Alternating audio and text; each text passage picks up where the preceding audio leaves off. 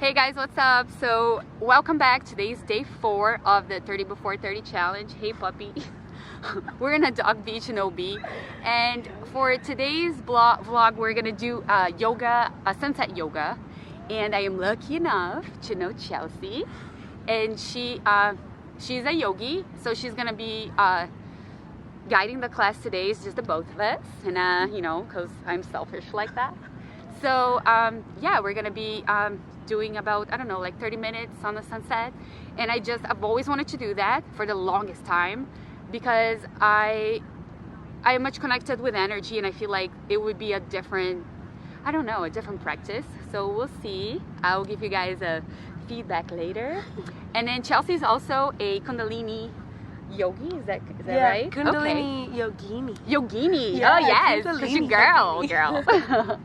So she'll tell you about what she does and give you a little, you know, eye-opening to what Kundalini is if you've never heard of the word. And okay, well, you can tell me.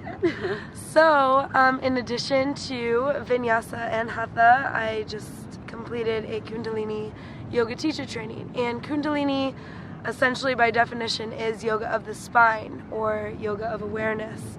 So what you're doing is taking all of the energy that we all have stored within our lower spine, and you're learning to use breath work, your pranayama, your mantra, or vibrating or chanting, and different asanas and types of meditation so that you can shift the energy up your spine and kind of learn to connect with your own sense of infinity, because we all have it and it's all stored. For most of us, we never make the Kundalini rise, and that's essentially what you do. And once you learn how to bring it up, the real challenge is keeping it up, and that's where the discipline comes in, that's where the mindfulness comes in.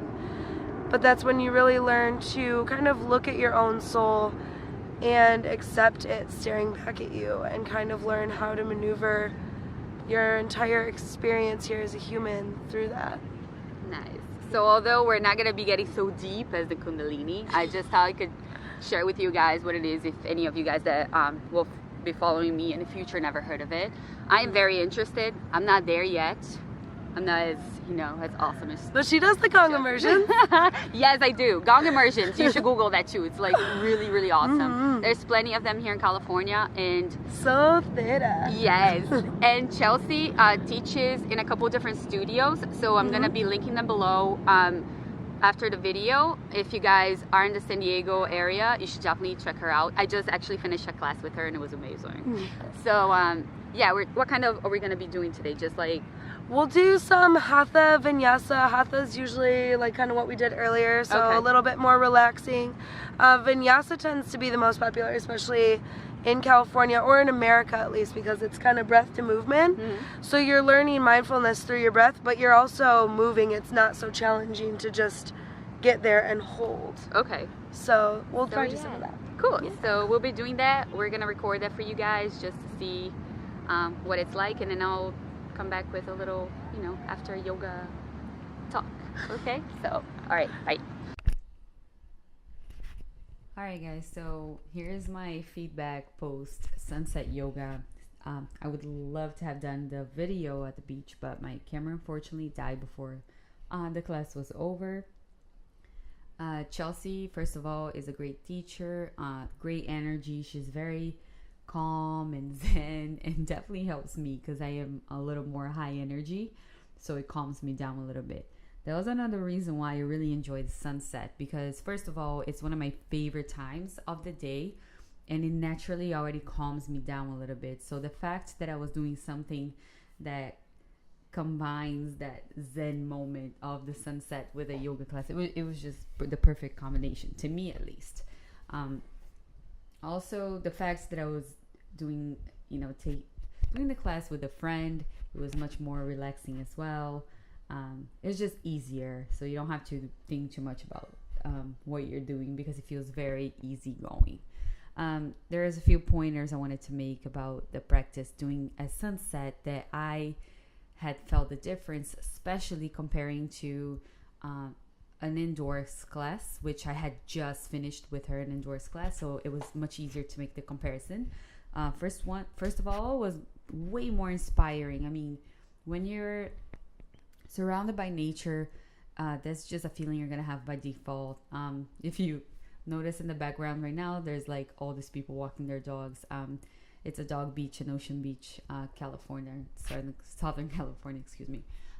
And so hence, oh, the doggies everywhere. But back to the pointers. Yes, I mean, another thing was that I love dogs, so that energy was great to be around. I was definitely more present. Partially, I believe it's because of the sand. The level of difficulty to keep the balance was a little more difficult for me, but at the same time, it just kept me more present and more aware of my surroundings. The time went by super quick. I mean, I couldn't tell you how quick it went by. And if this thing is truth, when you're having a good time, time flies by. Then that is the proof right there. The breeze was amazing, especially because also the class that we took earlier was a little warmer, so it felt great just to be out in fresh air.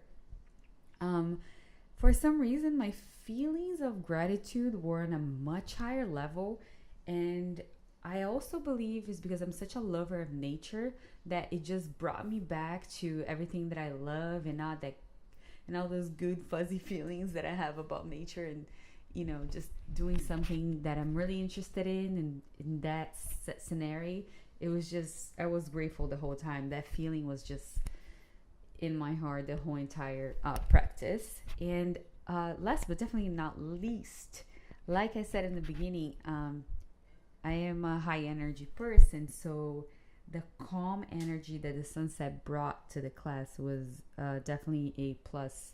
I really enjoyed that. And it calmed me down quite a bit.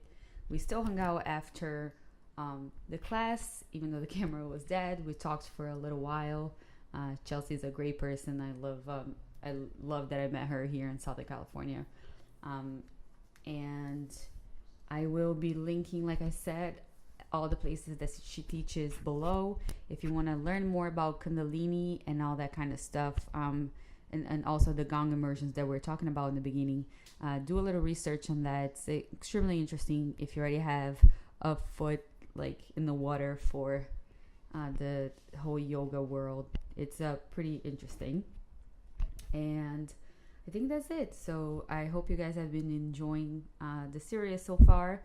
Tomorrow will be day 5, and I'm excited to keep sharing everything that I'm going through. And I hope that it gets just better and better. There are bigger surprises coming ahead, and I can't wait to share them with you guys. So y'all take care. This is almost the end of the class, and we'll talk tomorrow. Bye.